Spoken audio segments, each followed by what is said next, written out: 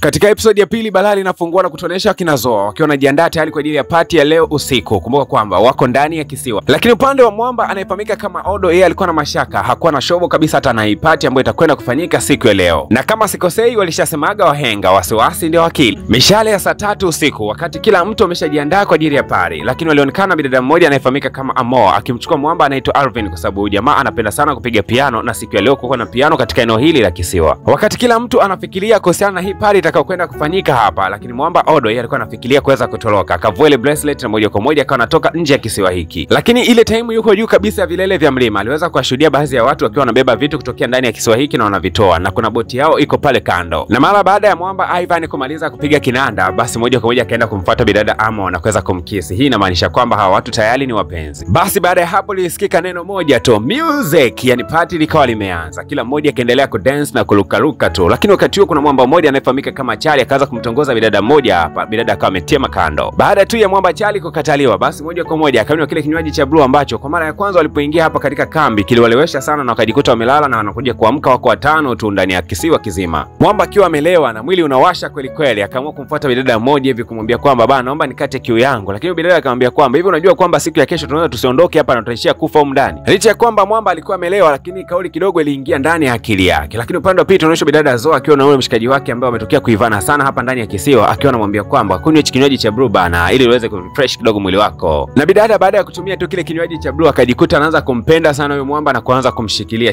hivi kana kwamba anataka wanjingi njenge. Lakini pia upande wa Mwamba Ivan na bidada Amoa nao walikuwa wametoka kidogo kuelekea kando kidogo ya bahari, na huku wakaanza kuambiana maneno mazuri kwamba wanatokea kupendana tu, basi wakaanza kukisi. Lakini wakati wote huo Mwamba Odo alikuwa akiwatazama tu na kutaka kuwabuguza. Sasa Mwamba Odo kuteka ile boti akaona kwamba akiwa peke yake ni uongo, ikabidi kumshirikisha mshikaji wake ambaye anafahamika kama Charlie. Sasa kwa sababu Charlie alikuwa amekunywa kile kinywaji ameelewa sana, hamsikii kabisa Mwamba anachokisema. Basi Mwamba Odo akawaza ni mshikaji yupi wa karibu ambaye anaweza kumshirikisha mchongo huu na anaweza kufanikiwa kuchomoka hapa. Akaona kwamba amshirikishe bidada Afrika, lakini kwa bahati mbaya bidada Afrika wakati huo alikuwa anapelekwa katika eneo fulani bila kipekee sana hapa ndani ya kisiwa. Na kumbe bidada alikuwa amechukuliwa na yule mwanamke kiongozi wa eneo hili anayefahamika kama Astrid. Akaanza kumwambia bidada kwamba mimi nimewaleta katika ulimwengu huu ili kuwatenga na ulimwengu wa duniani, na huku kama mkiniheshimu tu basi mtaishi vizuri mpaka mtapenda. Huku pande wa pili Mwamba Odo akaona kwamba akiendelea kusuasua hapa mwisho wa siku atakufa siku ya kesho. Akaogelea mpaka kuifikia ile boti, na alipoweza kuipanda hii boti inaonekana pamekucha mapema na alfajiri. Yule mwanamke alikuwa amemzuia na gari yake na kumwambia kwamba hutaki kabisa kuzurura katika meno haya ya kisiwa, ndio aliweza kujitokeza katika meno haya. Na mkononi mwake alikuwa ameshika kitu mfananio wa sindano hivi, akamwekea Mwamba katika eneo la kichwa. Alipoweza kuigusa tu ile sindano ikaonekana tundu katika kichwa cha Mwamba na jamaa tayari akapoteza maisha. Huyu ni mtu wa kwanza kufa ndani ya kisiwa. Hebu bwana, sasa kumbe bila bidada Judy rafiki wa bidada Zoa tuliyekuwa anajua kwamba huenda amerudishwa huko duniani kawaida, kumbe bana yupo ndani ya kisiwa hiki kina alikuwa anakimbia na huko ana makovu katika meno yake ya mguu. Lakini kuna Mwamba mmoja akaweza kufanikiwa kumkuta. Huyu jamaa alipoweza kumkuta bidada wala kuwa na maswali mengi, akawa mpaka rangi fani hivi katika mikono, na kaonekana yule bidada anayetembea na sindano akaweza kumgusa nayo kichwani, likatokea bonge la tundu, bidada akampoteza maisha. Kwa hiyo hii inamaanisha kwamba wale washiriki wote 100 huenda wako ndani ya hichi kisiwa. Hasa mapema na alfajiri bidada Zoa anaamka tu anakumbuka momenti nzuri alizoweza kuzipitia siku ya jana na yule Mwamba Nicholas, na bila shaka alienda hatua ya mbele zaidi. Siku ya jana hiyo alimuahidi Mwamba kwamba atakwenda kuondoka, lakini anaahidi kwamba siku moja atakuja kurudi katika kisiwa hiki kwa sababu ya penzi lake ta. Ikabidi basi kumfuata Charlie kumwambia kwamba bana, mapema na alfajiri hii mweza kutimba boti itakuja hapa, tunakiwa tuondoke, si unajua Lakini alipokuwa anaelekea nyumbani kwa Mwamba Odo alipokuwa anakaa, rafiki yake anafahamika kama Feni akasema kwamba Mwamba hakuonekana kutokea jana usiku mpaka dakika hii sijamuona hapo Odo. Lakini pia kila kitu ambacho Mwamba Odo alikuwa anakimiliki kinaonekana pia na chenyewe kuweza kutoweka. Basi moja kwa moja ikabidi kumfuata kiongozi wa ulinzi anayefahamika kama Ruiz, lakini walipoweza kumshirikisha tu habari hizi, jamaa alionekana kuwa sura yake ilibadilika sana na akaahidi kwenda kutoa ushirikiano kwa viongozi. Lakini Mwamba Charlie akawa anamkumbusha bidada Zoa kwamba siku ya jana nilikuwa naongea na Odo, alisema kwamba anataka kutoroka katika eneo hili la kisiwa, lakini alikuwa na wasiwasi sana kwa kuhofia kwamba huenda angekuja kuuliwa hapa ndani ya kisiwa. Sasa wakati huo Luis alikuwa ametimba kwa huyu kiongozi mkuu anayefahamika kama Athlete na kuanza kumwambia kwamba Odo anaonekana amepotea. Basi haraka sana huyu kiongozi akasema haraka sana ngoja kwanza nimtafute huyu mtu. Na huku upande wa pili wazee wa penzi jipya na wenyewe limenoga kweli kweli, anamjali sasa hivi bidada amegundua kwamba bidada siku ya leo yuko tofauti. Akamuuliza shida nini, bidada akasema kwamba Mwamba Odo ameweza kutoweka katika kisiwa hiki, lakini inaonekana kwamba alikuwa na mpango wa kuweza kutoroka siku ya jana. Basi Mwamba Nicholas akapokea jambo hilo na akamsihi dada